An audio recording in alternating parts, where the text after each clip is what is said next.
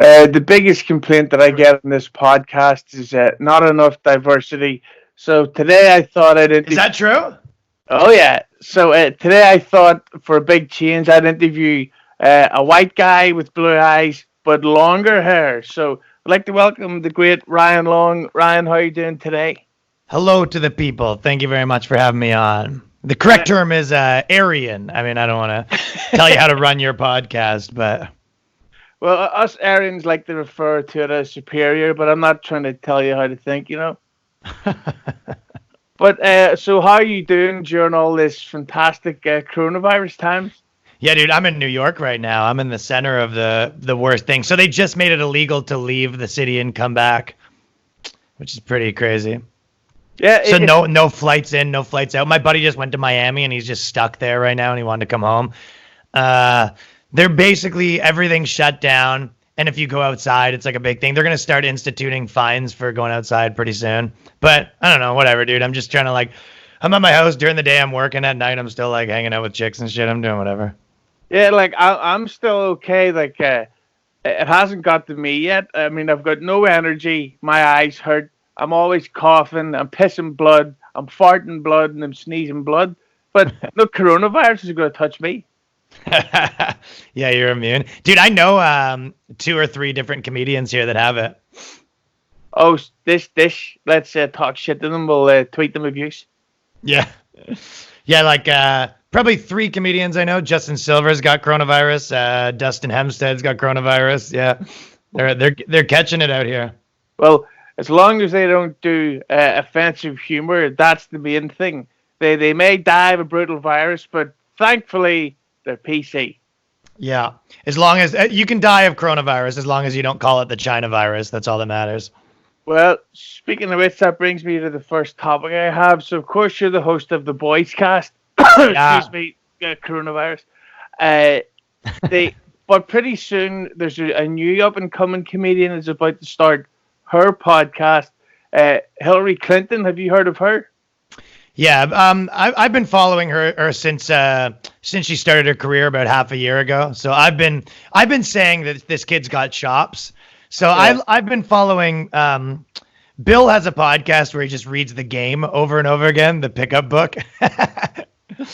Bill Clinton has a podcast where it's a pickup artist podcast. So, I mean, Hillary Clinton's podcast, I'm sure, is going to be phenomenal. She has a lot of really great information. It's just a murder podcast on her own murders. The thing that I can't wait for her is how she crowbars in her, or how she segues into her sponsor. She's like, my husband is innocent of these rape charges.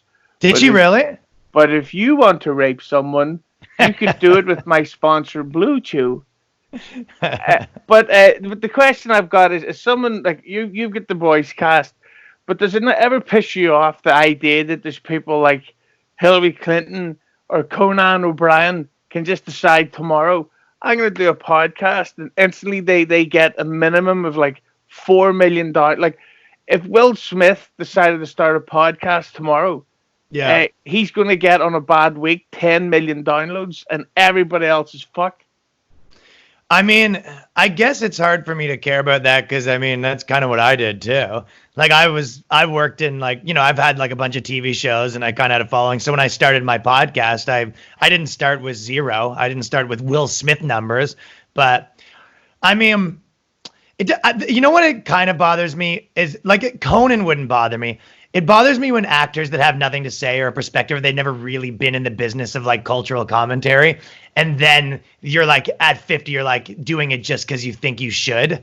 Like a guy like Conan O'Brien, he's been a broadcaster. So that doesn't really bother me. It's kind of just the new medium of that, right?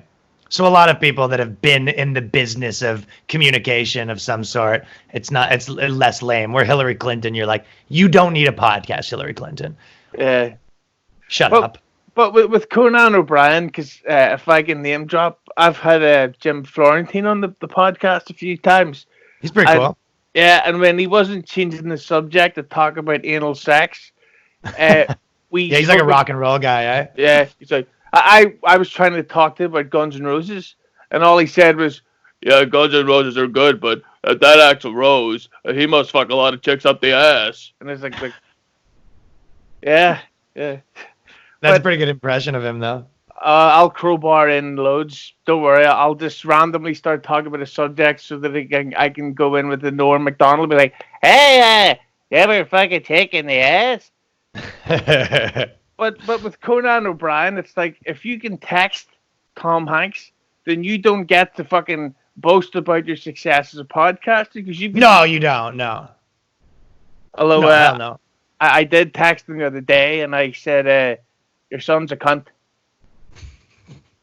Conan? Tom Hanks. Oh, Tom Hanks. The rapper? You Oh, don't think his rap lyrics are fire? I'd rather wrap a fucking dead baby in Christmas presents than hear old street talk Chet Hayes, whatever his fucking name is. Yeah. Chet. But That's of so course, funny. I've seen you on the Chip Chipperson podcast. He's obviously funnier than us all, and on the Wet Spot Chrissy Mayer's podcast. So, what's it like when you're in these group situations? Like, because for me, it always seems whether it's back in the O&A days or like on the Anthony Cumia show when he has a group of comics on, somebody's going to bomb, and it's inevitable. Right. And then it's like, and once it's like if you go into the gym and you hurt your arm, it's like I've got to finish this workout, but fuck, I'm weak, I'm weak. So what's it like being in a group situation podcast? To me, it was more just because I'm from, I don't know if you know this, but I'm from Canada and I just moved to America 5 months ago. So it's it's hard to bomb when it's with your friends. The problem is when you first get here, if you're like, I kind of like skipped a lot of the steps and got in that mix pretty quick. So I was doing this podcast with people that I didn't know, right? And the whole dynamic of all those things is everyone's friends, right? So you're kind of playing with your arms behind your back because if they're more important to you, the whole dynamic is everyone kind of makes fun of everyone. You can't really make fun of these people because they're like nice enough to have you on your thing, and that's kind of weird. But now that I know everyone in New York, it's a little different, right? But I like I like the group podcast. I think that's one of the reasons I moved to New York instead of LA because there's such a cool scene here and lots of like the clubs. Like I don't know if you know like the Stand Comedy Club. Like there's a lot of places in New York. They're like the fucking hub for comedy right now. It's very cool. But Compound's very cool. Like you like Aaron Berg. Like he's a Canadian too. he's a funny little boy. Yeah, dude, he's the man. But he like people like him were all kind of helped me get in the mix pretty quick when I moved here. But I find he's one of the guys that I moved here and I was like, oh fuck, Aaron's fucking fire comedian, dude. But the day I knew that you were one of my type of girls was when you were on Wet Spot, and I can't remember the name of the guest, but it was this dumb socialite. I think the term is cunt. Yeah, she's And got like a fucking. She's famous for basically being on Dr. Phil, did you see what she did? licking the toilet seat or whatever. What the fuck? Like, how sexually abused can somebody be as a kid to be that much of an attention seeker? Dude, the girl that I'm like dating some chick, and she was like, because yeah, it was just like basically, I don't know if you guys know the fucking Catch Me Outside girl, but basically that she went on Dr. Phil, yelled and screamed, and now she's like an internet slut or whatever. And she was literally the girl I dated was like, did you fuck her? Blah blah. She's trying to fuck you. I'm like, she's gross. She's like, if you look at her Instagram, she's a fat chick, Yeah. and she's like already 21. Like when she's in 10 years, she's gonna be a whale. That girl's not even really hot, but like black guys don't care. Yeah, if it's between that and Precious, there's not really much to choose from, you know. Yeah, to quote the great Kurt Metzger, "White Precious." Yeah, she's just working her way through fucking the rap community. But no, she's the problem with those chicks in general too is they get these publicists and they start doing like all the podcasts or whatever, and all they can do is try to be funny because what else are they gonna do? So they're like they go on these podcasts and try to be funny. They're not funny. So what are they gonna do? And they're just like, I'm such a slut. Like I've sucked this guy's dick, then I've gargled this guy's cum, and you're like, they're just trying to be gross as a replacement for funny, and you're like, all right, I mean, whatever. But and then comedians are such losers that they're like, oh, a hot chick wants to be my thigh guy. It's like, yes, please. When she boasted about having sex with Pete Davidson, That's when Yeah. I would have had to turn into Ike Turner and say, "Cunt, shut your cunt, men are talking." Yeah, but again, I'm not gonna fucking. That's Christie's show. Like, however she wants to do her show. If she wants to have people like that on, whatever. But of course, I with think give me another year in New York, I'll start doing stuff like that. But again, I'm like the fucking new kid in town, right? So I'm trying to not do anything too crazy. but of course, with this coronavirus thing, have you heard of it yet? Yeah, I've heard of it. Yeah, Yeah, I've heard of it too. We were practically best friends.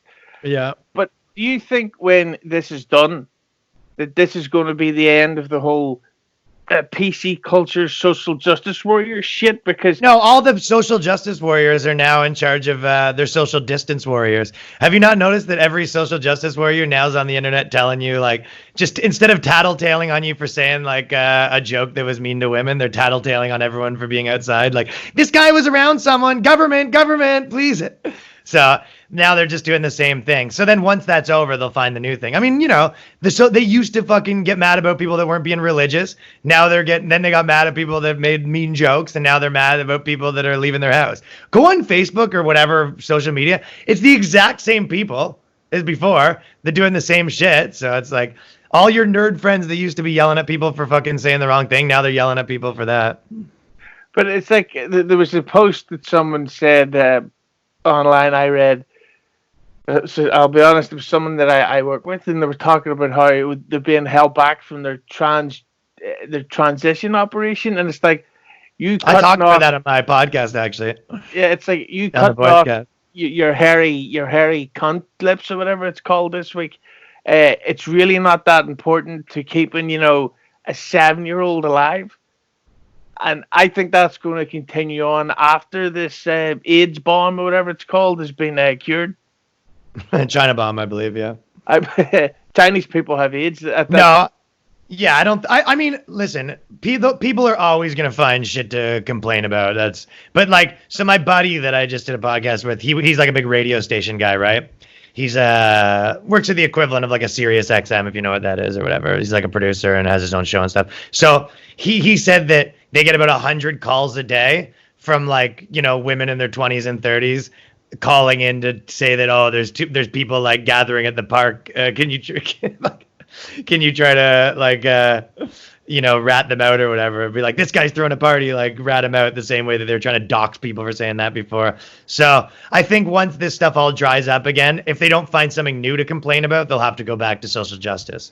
But the trans stuff was so funny because you're like, yeah, that's your take on it. You're like, yeah, a lot of people couldn't get their surgeries, but what are you gonna do?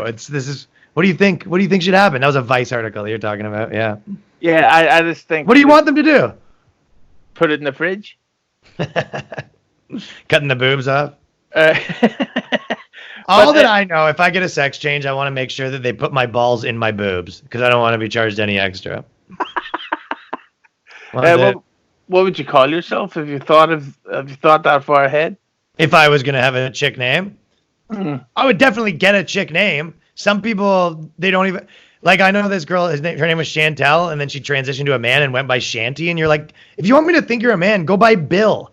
Give me a man's name so I can start rewiring my brain to think of you as a man.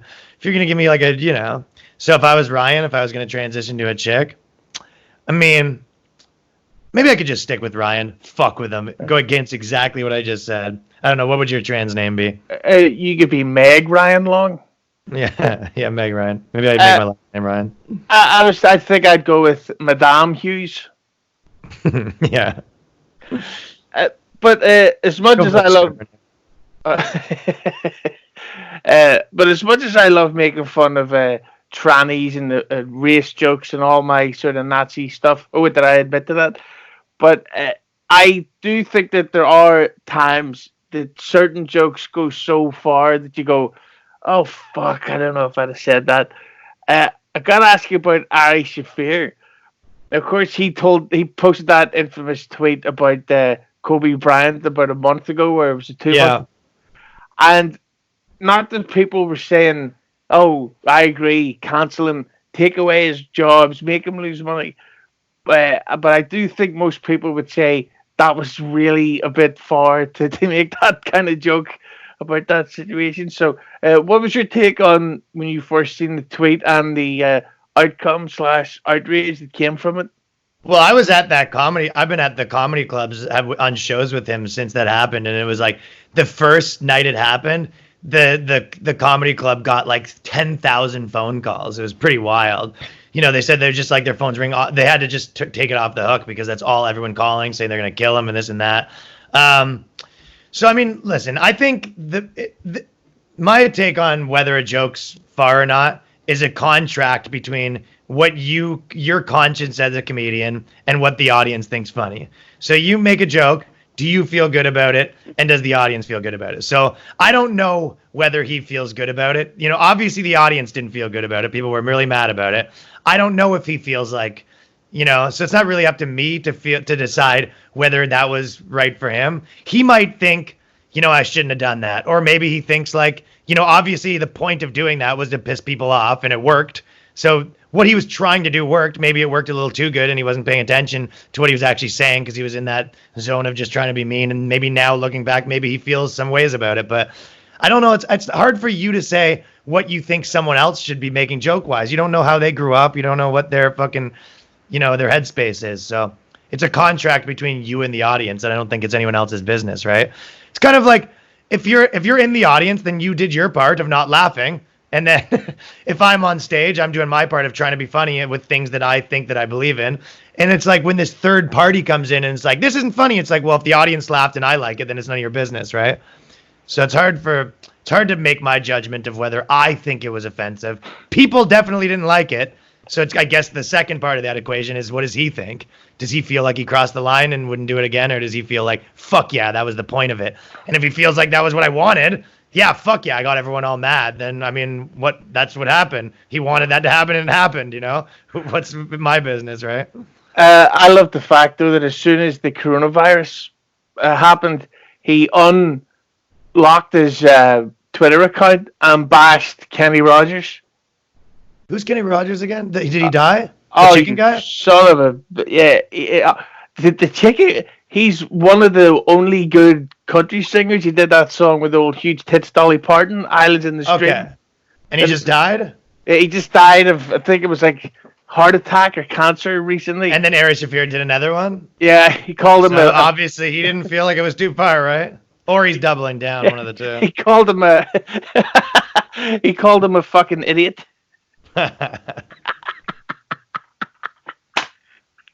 Oh shit, I love that stuff.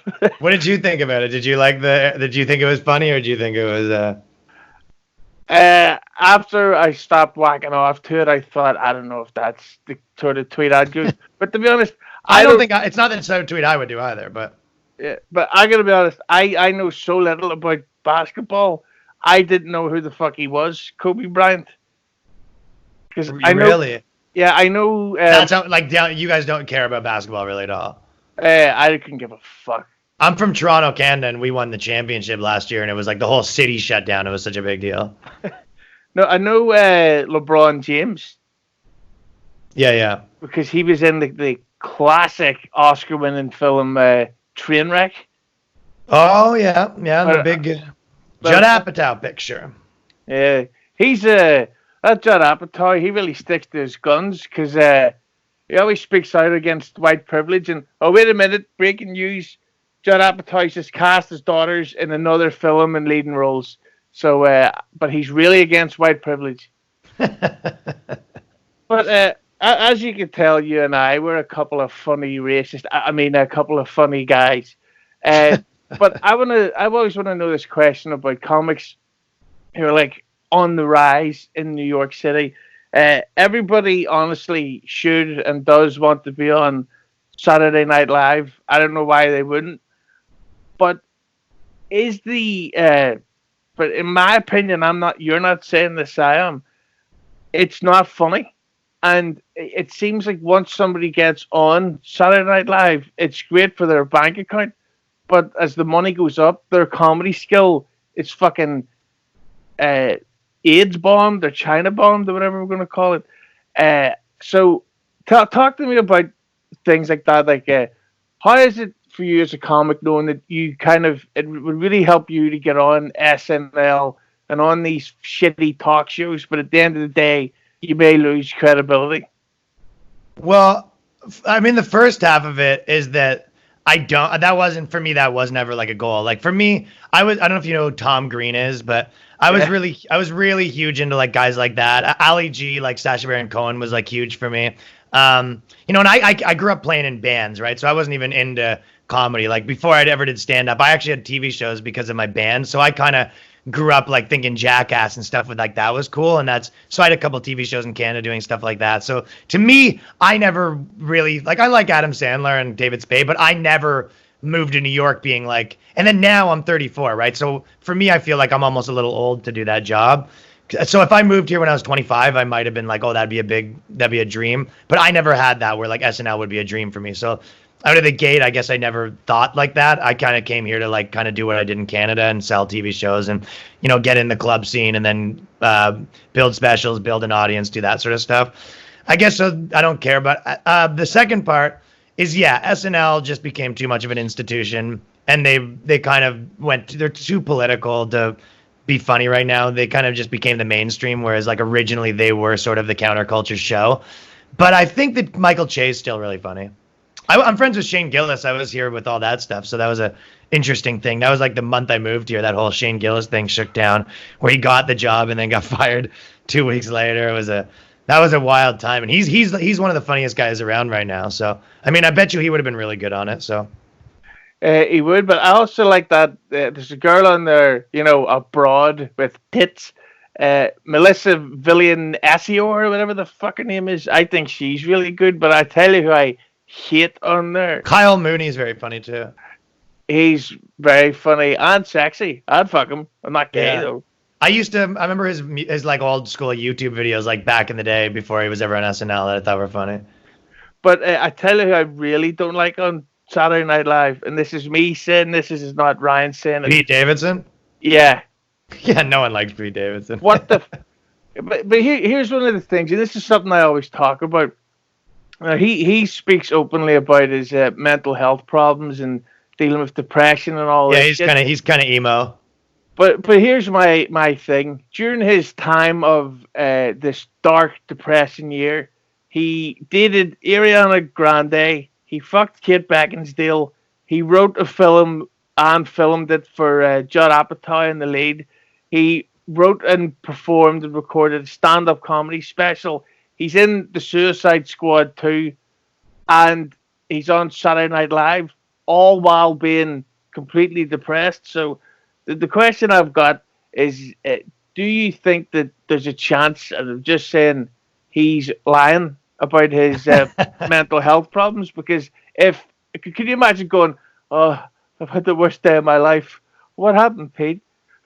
Kate Beckinsale, she tried to give me a third blowjob. I think they lean into it, I mean, like, again, I come from the music scene where it was like, how many bands, that's their whole shtick of how, like, tortured and depressed they are, right? So he's kind of leaning into that rock and roll thing where he goes, oh, I'm just, I'm this, like, tortured artist, and it kind of makes him sexy in a certain way, and he's kind of pandering to, like, girls a little more than he is to guys, right? So I think that girls kind of eat that shit up, you know what I mean? Like, oh, he's so depressed. Girls love that shit. So I think he's just trying to be kind of like the rock star hot guy, and I think that's a product of that shit. A tortured artist. I think it's not about lying as much as like you just create your own identity and live it, right? I don't know. It's who knows whether it's at some point you create this fucking identity and live in it. Like, is it real or is it fake? I don't know. But I think that the fact that he's shown as kind of a sign of ungratefulness, where it's like, you can't go get spoiled, like a little bit of spoiled rich kid energy. Yeah, it's like he's got so much great stuff, and he's gone from nothing to Saturday Night Live to playing the lead in the Judd Apatow film in a really short period of time. And dude, Eminem is still complaining on his albums. He's the richest rapper in the world, and he's still complaining. So I don't think if you're gonna be the emo guy, you're always gonna be the emo guy. I'm gonna say it. Eminem stinks, and there's always stank. No, he didn't always stink. He got worse as the time went on. But Dude, when he first came out with like the Marshall Mathers EP as a kid from fucking North America, anyway, he was pretty cool. But see, the problem I have is because I'm 35. I'm 34, yeah. You are beautiful, and you have lovely eyes. But Thank you. I'm 35. I was alive when Wu Tang had a debut single, and I was When who? Say that again. When who did? Wu Tang. Oh, Wu Tang. Yeah, yeah. And I was alive for the whole of fucking Tupac's run. Yeah. So when you get hip hop like that, when I was growing up, to then you get, please stand out, please stand up. It's like, no, that's shite. He's a fucking wanker. He can't grow facial hair, and his hair is shit. Hey man, I was a punk rock dude. I came up on fucking the first. I was more like the first band, the rap bands I was into was like Rage Against the Machine and Beastie Boys.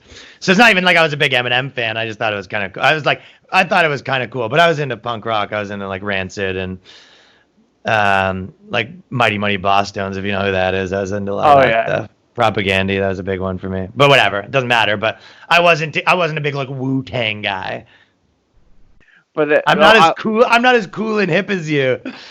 Hey, I'm wearing a Captain America shirt, and I've got Avengers pajama bottoms on. The only thing cool about Are you guys allowed to leave your house? Are you supposed to leave your house, or what's going on with all that? Yeah, we could, but I have no friends, so I have nothing to do anyway. Nice. We're not. We're supposed to. I'm supposed to stay here. Like if everyone yells at you if you leave your house. Well, people do that to me anyway, but that's been happening for years. Have they shut down like stand-up shows there? Has that happened? Well, they don't need to because nobody over here is funny. But they've shut down the bars, which is I don't know if you've seen any of the footage on Twitter, but there's a lot of people here are taking drugs and getting drunk, then going out and getting into fights and stuff. So it's kind of chaos. Shit, and they're like not even going to a bar, just hitting the streets and fighting. Yeah, no, they're literally going out they're getting drunk and then going out to the shop to buy bread. It's like, do it in the opposite order. But, I'll tell you, dude, the other day, like last 2 days, I was just fucking had nothing to do. So I just like hanging out with a chick, getting drunk. I'm like, all weekend, what are you going to do? I don't know. Everything's canceled. Well, speaking of chicks, that brings me to something I want to ask you about. And this really comes from Karen Freehan, who is a perfect example of this, because I know that you know Karen. Yeah, I like Karen. Do you think that female comedians, and I know it sounds so dumb, that if they're good looking, they don't get the sort of respect that they kind of deserve? Because I think Karen is fucking hilarious. Yeah. But we're not being sexist, but there's no denying she is fucking gorgeous. And I think that does hold her back. Would you agree with that, or is that just me being a sexist? No, listen, everything has a plus and a minus, right? It's kind of like, you could say that about anything. Like being a black guy can help you or it can hurt you. Fucking being a good looking dude can help you and can hurt you until it helps you, right? Like same with the dude. Like if you're fucking good looking, especially a certain type of look, like everyone in the stage wants to not like you. Same with girls, right? Like the girls kind of see her, but you need to know how you look and have the right perspective. And then, if you find the right perspective and you do it right, I think then being good looking starts to help you. I mean, Karen specifically, she kind of does her act about being like a hot chick. So I think she does it right. And I think the way she does it, her looks help her because she's doing that style of comedy. So I think, look, there's tons of hot famous comedians that are hot. There's tons of famous comedians that are gross of both times. So you just got to figure out the way to do it around your luck. But I think that girls are always looking for excuses for why they're not more popular. Everyone is. Everyone has some reason of like, oh, it's because of this that I'm not as good, they'd laugh more if I wasn't so hot or whatever. But I'm not saying that about Karen. I think she's the best. But do you... I'm probably saying that on her behalf. Yeah, and if she wants to date me, I'm up for it. I'll find some time for that. She's posting quite a few workout tutorials over the last little bit. Well, I've been watching quite a few of them. But I like Karen though, dude. She's cool and she's like a nice person too. Yeah, and she is fucking mean. She is. Yeah, on the internet. Oh my god, the way she takes people down. Calls people fat. She Oh, likes calling people fat. but do you think the female comics are overpraised and at the same time over criticized? To me, this is what happens with anything that gets propped up. So the problem is I think it's twofold. One is that a lot of times, because of the social justice stuff, girls will be in positions that because of social justice and because of being hot. Like a lot of times, girls will come on the scene and they'll be like a year into comedy, and people will put them on shows and stuff like that they shouldn't be on, and then they bomb, and then people will be like, "Oh, girl comedians suck." It's like, well, yeah, because she shouldn't have been on that show, right? So it's like so girls a lot of times find themselves in positions that they're not equipped for because of A, social justice, B, that fucking dudes want to help girls, whereas they would never like find some guy that's been doing a comedy for a year and try to get him on the shows because they're not trying to fuck him. So there's like all that sort of stuff.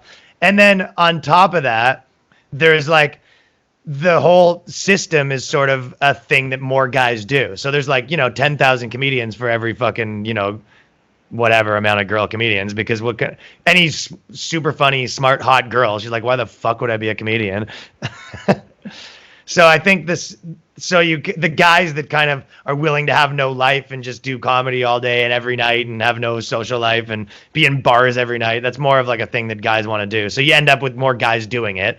And then on top of that, the girls kind of get pushed into situations that they maybe aren't equipped for too soon. Same as like, what's happening with lots of people. It isn't just girls, but so I think there's a lot of factors that go into why they get criticized. They get pushed too hard quickly, and then they get criticized because they're in spots that they don't deserve. Yeah, I would actually agree with you on that. But mostly because I brought it up, but whatever. We're not arguing. Yeah. Just two white guys getting along the way it should be. But somebody who would say stuff like that there is, I got to ask you about Anthony Cumia. And now, for the record, I fucking love him. I think he's hilarious. Yeah. I thought he was really funny when I did his show.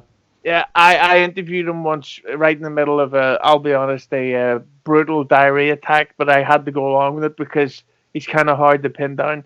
But there's no denying that Anthony Cumia has a shit ton of controversy around him for stuff that he's been accused of, stuff that he's admitted to, and frankly, a lot of Twitter rants, a lot of shit he said on the show in the past. So, what's it like being involved with someone who has so many critics around him, plus also a lot of controversy? You know what I noticed the most about being in New York is because I was in the same situation as you, of like just being from not here, right, but kind of watching the stuff that was going on with it. And it kind of feels like the same way with the politicians, where it's like, man, these people are all fighting and there's all these enemies and there are all these groups. Then you get here and no one gives a shit. It's kind of like Roadrunner and whatever, you know what I'm talking about. Coyote, right? Where it's like, you see all these politicians trashing each other, and then you see them like out to lunch together, right? It's like all these people are fucking, Anthony Cumia's such a race. Then you see everyone like at the comedy club and everyone does a show and no one actually gives a shit. It's all like a big fucking like lie because everyone has to work together, so no one cares. So I felt like when you're actually in it, I was like, everyone's like, oh, Anthony Cumia's racist, this and that, and you come here and you're like, no one gives a shit. Like everyone would do a show, no one gives a fuck. It's only like normal people that aren't in comedy that care. So I kind of almost all that stuff that I felt was controversy when I got here, I'm like, oh, it's nothing. And then in person, I think he's like one of the sharpest dudes. So I think he's really, really quick and really, really funny. But there is some element of that kind of like edgy boy kind of material where you're like the edgy kind of doing race stuff and pushing those boundaries. That's a hard game, and it takes a lot of energy. So I feel like sometimes it's sort of a young man's game. And doing 4 hours of edgy boy stuff, it's like hard to not just get lazy and it start to just be racist. Yeah. Yeah, but that's the thing about Anthony. I love him, but I don't think he should be doing a podcast every day during the week because you're a lot, dude. Yeah, because I do one a week, and even at that, I'm like, I need a fucking vacation.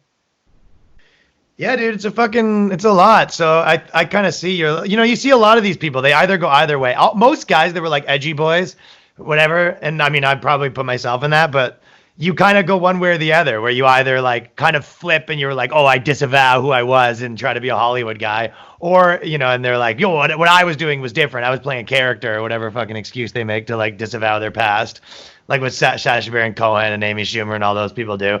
Or you see it the other way, where they kind of go like far too the other way, where you get the Gavin McInnes's, and then that only lasts for like a year or two, and then you see them kind of just they kind of fizzle out because they just go so fucking all in, right?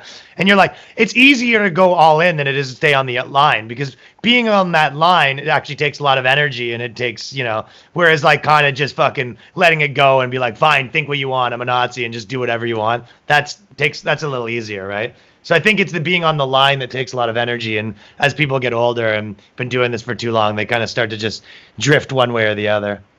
Yeah, that's one of the problems. On my most recent episode I released, me and this guy, we were joking and we did 2 race jokes during the episode, but I have a really bad habit of this thing, silent laughing. Yeah. Where somebody tells a joke and you go... But most people are listening on audio. Yeah, so I made 2 race jokes during the thing, and the guy was silent laughing, so it's like there's like 4 seconds of silence after a certain word was used, and it's like I maybe should have censored that, and you're like, ooh, fuck. But, I don't know, dude. It's a fucking tough one. I'm like, it's a new world. I'm like, if you're gonna be a podcaster, what are you gonna do? Just fucking censor everything you do? Like, I'm not sure of the move. I mean, I've had, people complain about me for this and that.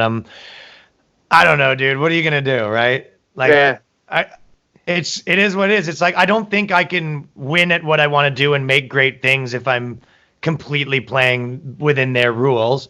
And then if you don't play in their rules, you're not allowed to, they don't want you in their things. So I'm not really sure what the answer is, but I always just try to live with your own conscience. Yeah, I always think always have a photograph with a black guy on standby on your phone. So if someone's like, oh, Ryan Long's racist, like, oh, I'm so racist, tweet. Well, if I'm so racist, there's me and, what is that, Barack Obama? I don't know, one of them.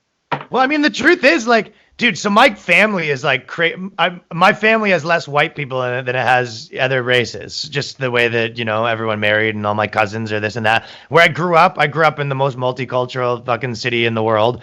Half my friends were black, half my friends are white. That's just what it was. So when I come here and you're like, all these fucking white people that grew up in white areas and went to white schools are like, you're being mean to black people. It's like, you don't even know any. Like, these people aren't pussies. They don't like, they don't want fucking people to treat them like there's some fucking other thing. So I don't know. The way I grew up is everyone talks shit to everyone. So it's kind of this like when you go to white people that don't even know, they didn't grow up in an ethnic area. They went to fucking drama school. And then they're going to tell me like how I should act about, to my family and my friends. It's like, you don't know what you're talking about. So they're idiots, right?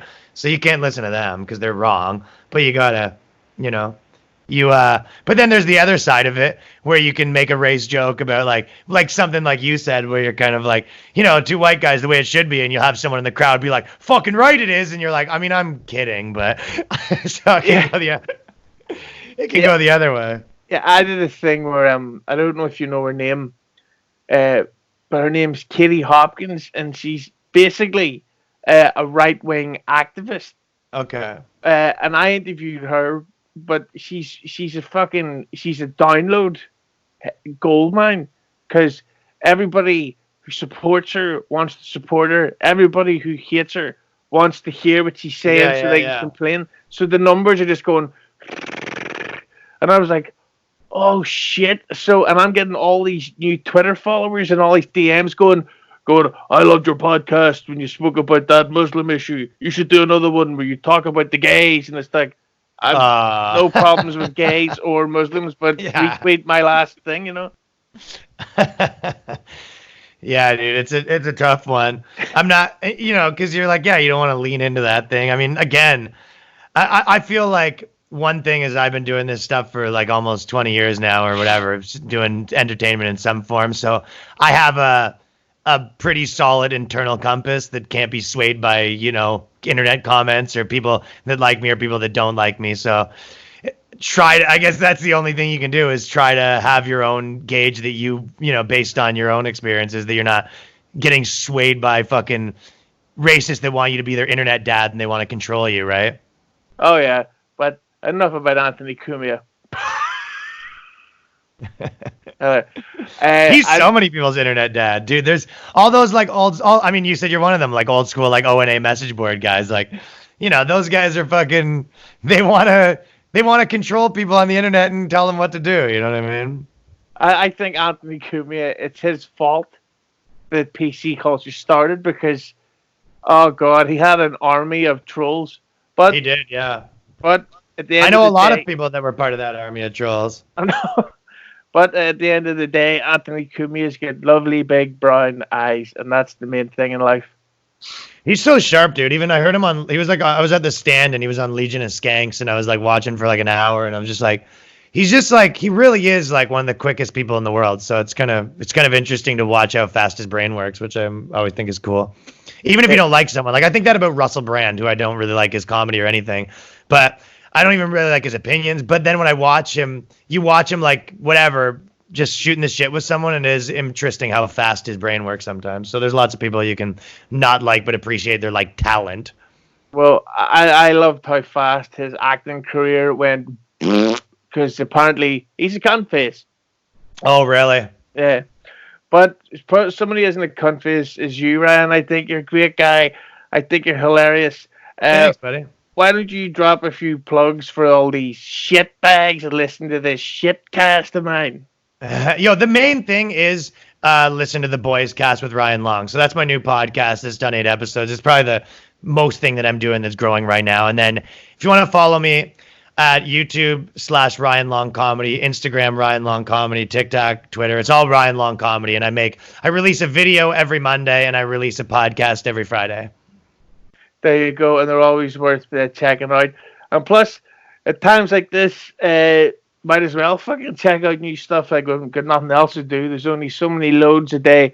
I'll say this as Jim Florentine. There's only so many loads a day that a guy can drop. I mean, what am I, 12? That's solid, dude. I was at the stand with him, and he was literally like already talk. I was there with him for like 10 minutes, and he was already talking about all the girls he used to fuck. I'm like, this guy's the man. Have you ever seen the video? Have you ever seen the video of him introducing? What's the name of that heavy metal band?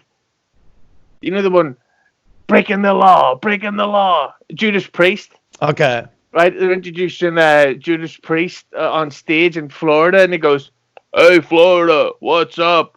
I love the chicks here. They all take it in the shitter. Here we go. It's Judas Priest." It's like, oh, fucking hell. But anyway, Ryan. He's a maniac. Oh, he's one of the best.